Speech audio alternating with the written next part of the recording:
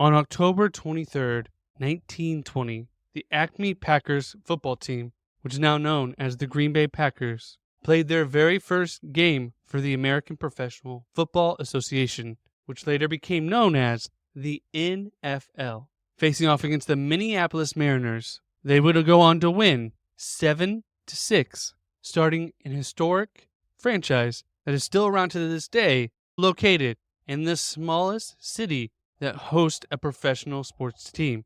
And it all goes back to how it all started, which we will cover today on Daily Sports History.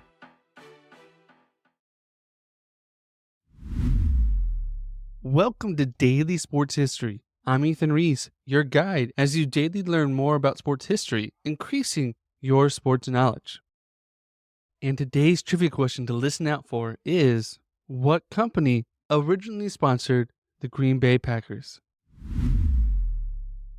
Now, in the early 1900s, football was dominated by college football. There were small leagues that popped up here and there, but really everyone was paying attention to the colleges. And after these players would be done playing in college, they would normally stop playing and move on to regular jobs. But a lot of them joined these local teams. They were city teams, and they would play other cities. And they were not so much pro teams as just maybe kind of semi-pro or just a group of guys that got together. They might make a little bit of money charging people to watch or getting a sponsorship, but it really wasn't a professional setting where you could make a full-time living. And up in Green Bay, there was a person, but in Green Bay, Wisconsin, this was a place that loved its football. Now, Green Bay is a town divided by a river. So there's an east side and a west side, and there was an east side high school and a west side high school. And these two high schools were bitter rivals, and whenever they played football,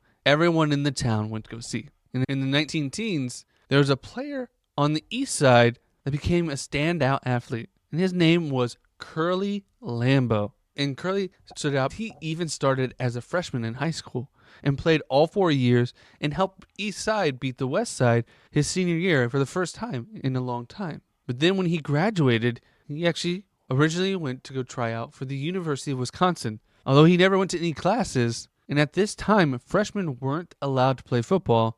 So maybe because of this rule and because he didn't like it, he came back to Green Bay and started working in construction and would play football in local pickup games. Then the following year, he would actually go to attend the University of Notre Dame, where he played for legendary coach Knute Rockne. And because he sat out a year, he was able to play for the team. And he was a standout even as a freshman. But unfortunately, his sophomore year, he contracted tonsillitis and ended up having to go home due to the severe nature of it, and took a job at the Indian Packing Company. And while he was there, he wanted to start one of these local city teams. And so he met with a newspaper writer in the area, George Whitney Calhoun, and together they put together a team, the Green Bay City team. And they were able to get a sponsor from the Indian Packing Company that Curly was working for. And the team and the Indian Packing Company gave them $500 for uniforms and equipment.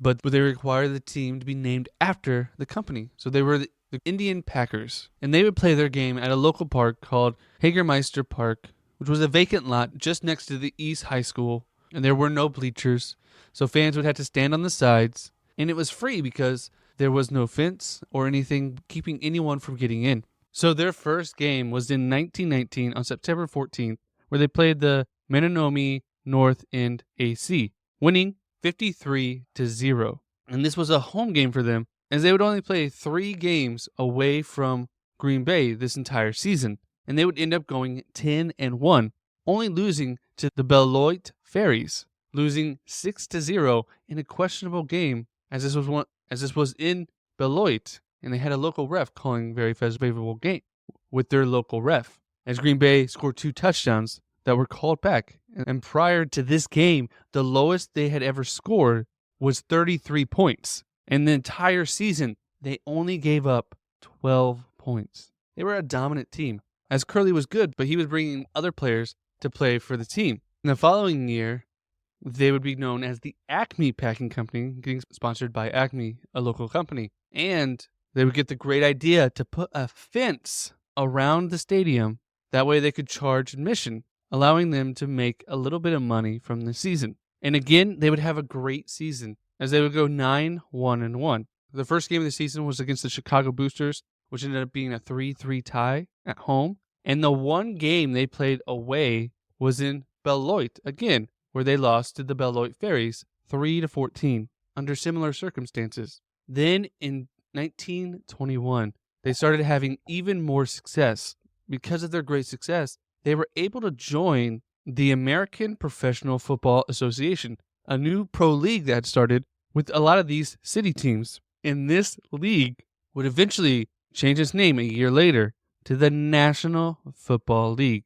And we covered this league on a previous topic, but it had teams in Minnesota, Illinois, Indiana, Michigan, Ohio, Pennsylvania, New York, New Jersey, and Kentucky. And the league president was Jim Thorpe, who had already become a legend previously at the Olympics. But it wasn't until the 5th game of the season that the Green Bay Packers actually played their very first American Professional Football Association game on October 23rd, 1921 against the Minneapolis Mariners. They played 4 previous games. They actually beat the Beloit Fairies the week before. And this was a hard-fought game. The Mariners took the lead 6-0 and held it until the 4th quarter.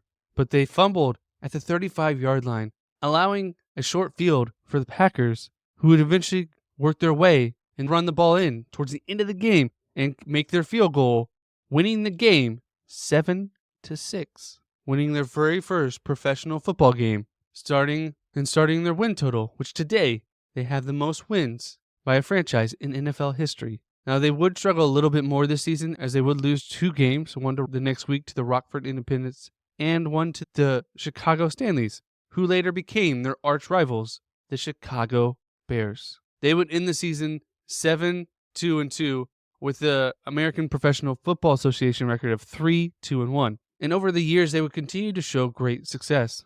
Although they would struggle, as many of these teams would struggle financially, as it was hard to put together a team, and many of these teams couldn't afford an actual field.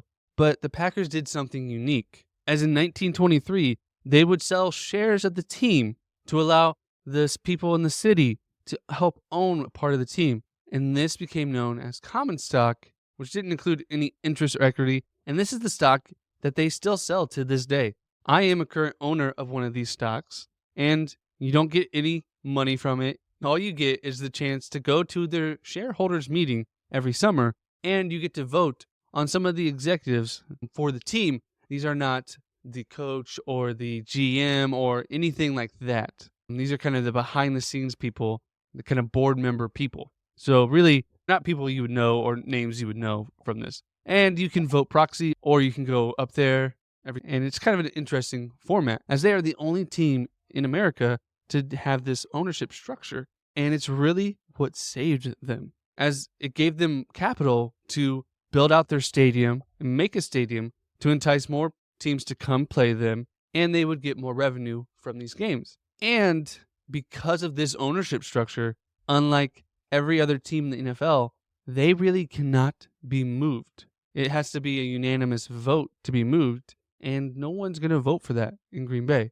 So Green Bay is the one team in the NFL that is almost guaranteed to never move, which is interesting because they have only a population of just over 100,000, which is 3rd in Wisconsin for the most population, but 222nd in the United States. Most other professional football teams play in bigger markets, but because of their ownership structure, Green Bay never had to do that. And they are one of the most successful teams, and it all goes back to them being so good, using their unique knowledge and being a good team to stick around through the years.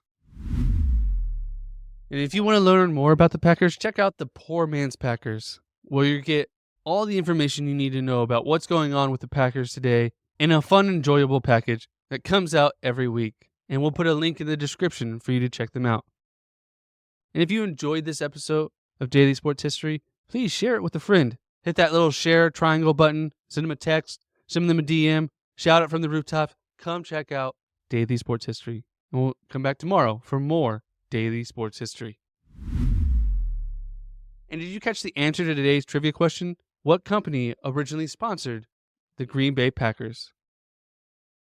That answer is the Indian Packing Company that Curly Lambeau worked for and they required the team to be named after the company, which is how they are now known as the Packers.